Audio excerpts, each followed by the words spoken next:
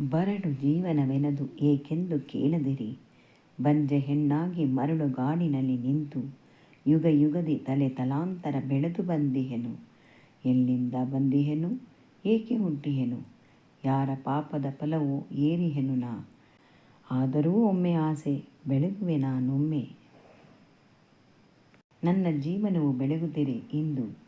ಈ ಯುಗದಿ ಸುಖ ಸಂತೋಷ ಇದೆ ಎನಗೆ ಸಂತೃಪ್ತಿ. ಹಲವಾರು ವರ್ಷಗಳು ಕಡೆಗಳಿಗೆ ಕಂಡು ಇಂದು ಈಗ ಅಲಂಕರಿಸಿಹೆನು, ಆಕರ್ಷಿಸಲ್ಪಟ್ಟಿಹೆನು.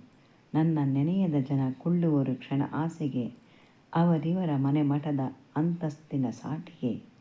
ದಿನಕ್ಕೆರಡು ಬಾರಿ ಉಣಿಸುವರು ನೀರ, ಎಲ್ಲಿಲ್ಲದೆ ಪೋಷಣೆ ಢಂಬಾಚಾರಿ ತಿರುಳಿಲ್ಲದ ಸಾರ. ಯಾರ ಸುಖಕ್ಕೆ ಬದುಕಿ ಬಂದಿಹೆನು ನಾನು, ಅವರೀಗ ಗುರುತಿಸಿಹರು, ಗುರುತಿಸಿ ಪೋಷಿಸಿಹರು.